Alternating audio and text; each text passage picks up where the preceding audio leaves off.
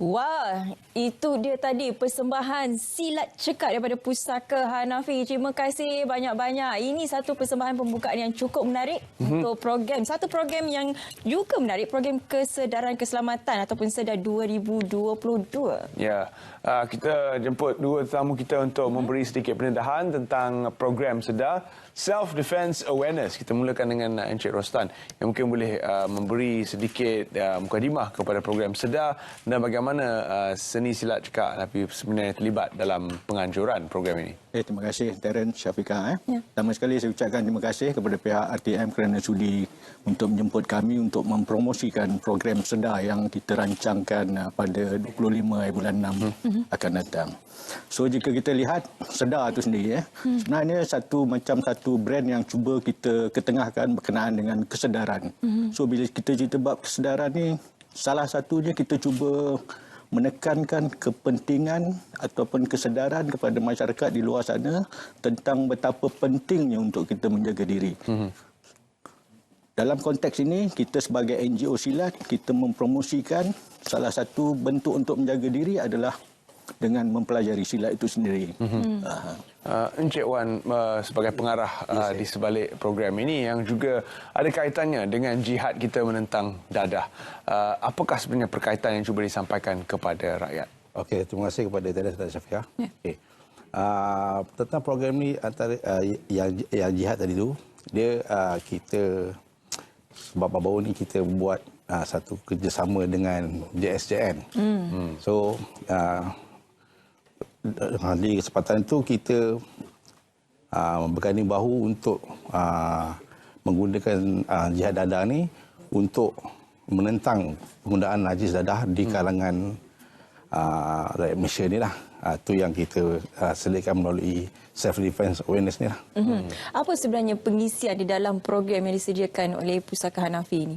Okey, sebagai NGO silat, dah tentu produk kami adalah produk silat. So untuk pengetahuan pendengar ataupun penonton di luar sana, silat cekak ni adalah antara silat yang aktif di Malaysia. Sebab banyak pencapaian besar yang telah kita capai. Di antaranya kita adalah sebagai pemegang rekod dunia, Guinness World Record. Ya, pada tahun 2015, 28 Disember 2015. 28 Ogos 2015 di mana kita menghimpunkan 12,363 pesilat di Stadium Merdeka. Dan dekat situlah kita telah mendapat pengiktirafan daripada Guinness World Record, the largest silat lesson. So, selain daripada itu, 2010 juga kita telah berjaya mencipta rekod untuk Guinness Malaysia Book of Record. Setakat ini memang kita silat cekak Pusaka Hanafi adalah yang antara yang paling aktif di Malaysia. Dan kelas-kelas latihan kita, kelas latihan kita meliputi kelas-kelas sekolah dan IPT, kelas awam. So keseluruhannya kalau sebelum pandemik lah, sebelum pandemik kita ada lebih kurang 300 buah kelas dan akibat COVID-19 ini bukan sahaja di peringkat ekonomi ataupun lain-lain aktiviti, silat juga turut menerima kesan. Dan sekarang kita cuba untuk bangkit semula. Dan kita cuba mempromosikan program Sedar Jihad Dadah ni sebagai orang kata langkah untuk bangkit. Apa yang ada sebenarnya di dalam silat itu sendiri yang boleh selain daripada self-defense itu tetapi sebagai jihad untuk dadah itu? Kan? Okey, apa yang ada di dalam silat ni dia selaras dengan apa yang kita nak cuba bagi pada masyarakat, iaitu salah satunya memupuk nilai murni kan. Okey, so berkenaan dengan dadah ni memang kita semua tahu memang dia ada salah satu musuh negara kan. Jadi kita cuba menerapkan apa yang ada di dalam unsur-unsur persilatan ni, unsur dalam silat nilai-nilai murni itu ke masyarakat melalui program jihad dadah ni.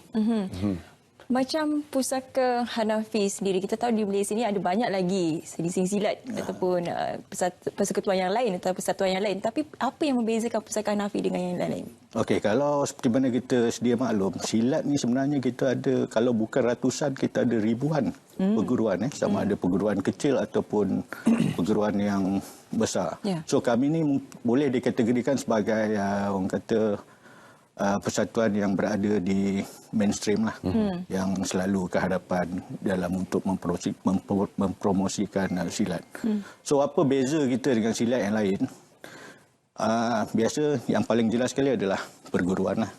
So silat cekak Pusaka Hanafi pada waktu sekarang kita dipimpin oleh Yang Mulia Kenal Kehormat Syekh Dr. Jimat Razi bin Hanafi, iaitu anak keempat kepada almarhum Ustaz Hanafi bin Ahmad yang merupakan pengasas silat cekak di era moden, di mana ianya diasaskan ataupun didaftarkan pada 28 Disember 1965. Sudah hampir 60 tahun Taren. Wow.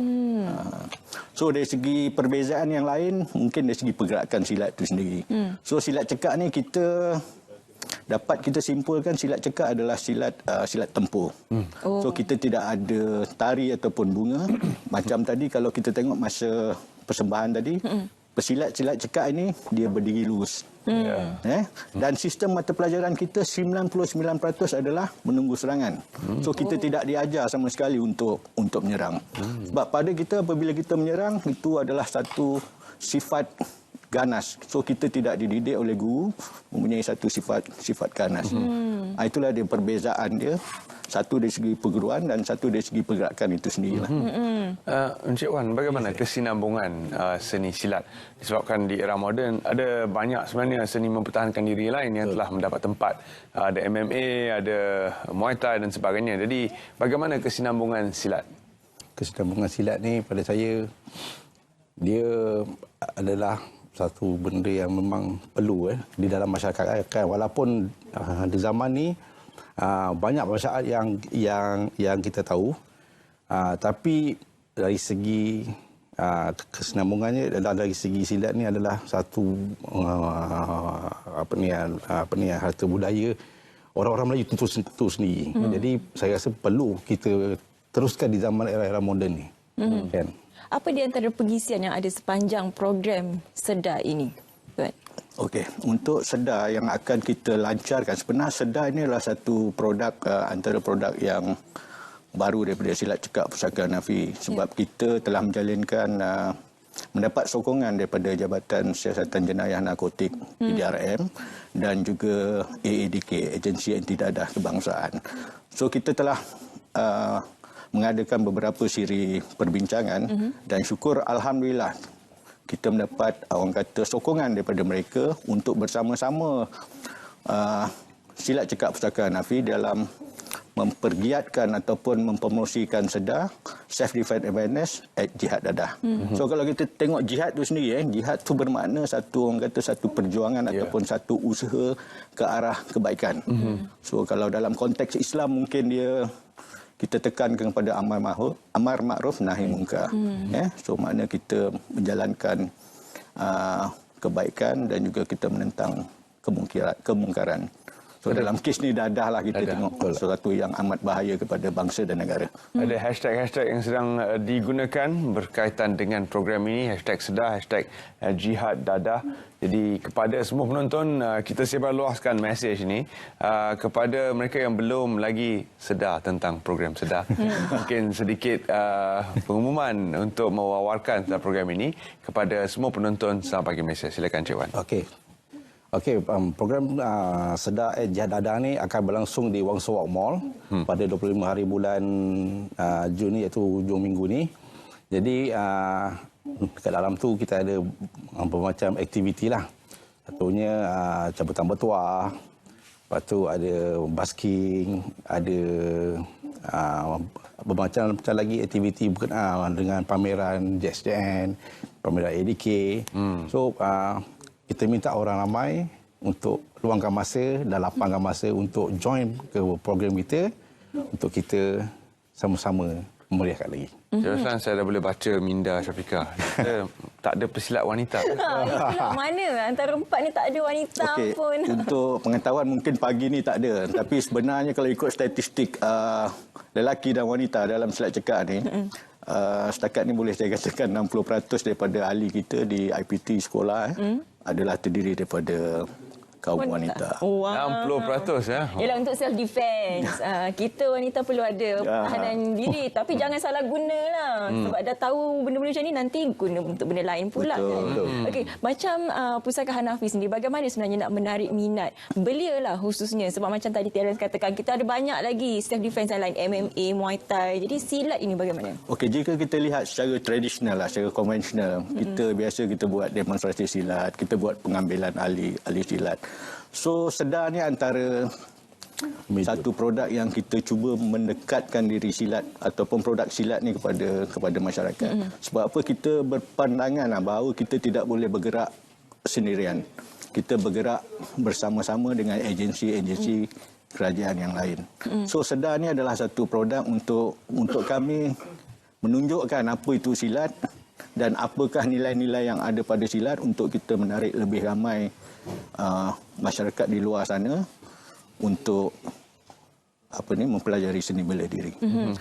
Macam untuk kita memerangi dadah ni, kepada mereka yang dah terjerumus ke dalam lubuk dadah ni, apa yang elemen yang dipentingkan di sini ialah kesabaran itu. Jadi bagaimana silat? Apa sebenarnya elemen di dalam silat ataupun apa di antara latihan dalam silat itu yang boleh memupuk sifat kesabaran itu? Sebenarnya kalau kita pelajari silat dan Pusaka Hanafi, sebenarnya ada nilai yang agak murni. So salah satu bila kita belajar silat ni, orang selalu akan cakap apa itu pantang larang bila nak belajar silat.